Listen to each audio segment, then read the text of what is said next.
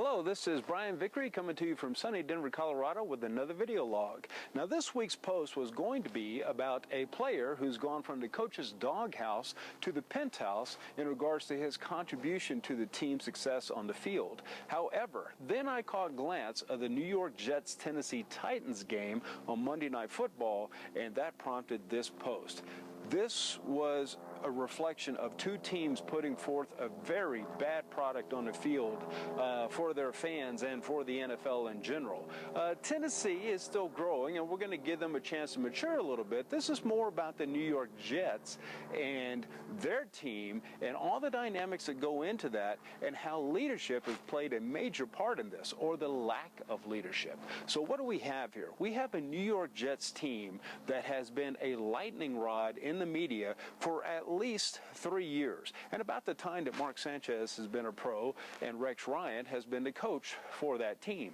So we have a situation here to where a quarterback now in his third or fourth year has continued to almost regress in terms of his maturity in the NFL. And with this, we've had leadership and all kinds of infighting going on in the locker rooms, things coming out in the press, and now we have Mark Sanchez going out there and throwing 4 picks and having 5 turnovers in a total game, and it just showed a lack of confidence, poor decision making, and these are things that should have been coached, and there should be a maturation process, with Mark Sanchez's career. So what does this mean from a leadership standpoint? First of all, we have Rex Ryan as the coach, okay? It looks like he's a good coach, but is he necessarily a good leader?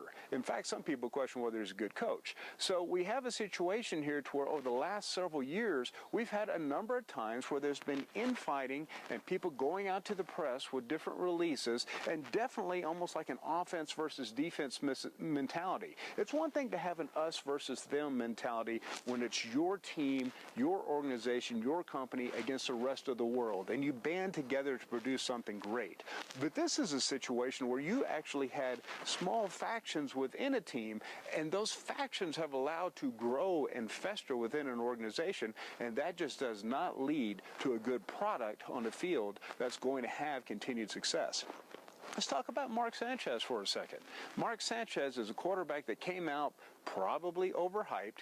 He had some success, but that was mostly due to a good defense. And now we have a situation where he hasn't matured. He's not making the reads. He's not doing his film study. You question whether he's actually working on his craft. And we, as teammates on a team, need to always work on our craft to, again, contribute to the overall success of that team, as well as our own individual success.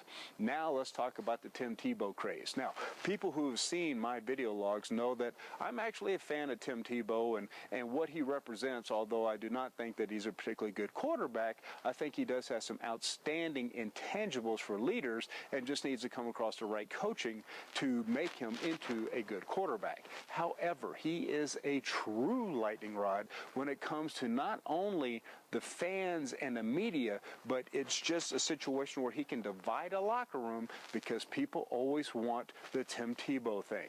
So we have a situation here to where management, so this is management even above Rex Ryan. This would be our C-level suite in today's organizations. We have a situation where management went away from any suggestions or any input from a coach and brought in Tim Tebow, brought in a lightning rod that instead of gelling an organization, instead has just created a whirlwind of problems. And so now, just like it happened in Denver, you have people chanting for Tim Tebow's name and waving the signs. You have media coming up with big headlines. Is it Tim Tebow time? And all of this contributes to a divided locker room and issues with the confidence of the incumbent starting quarterback being Mark Sanchez. So here we have a number of cases to where leadership has failed this organization.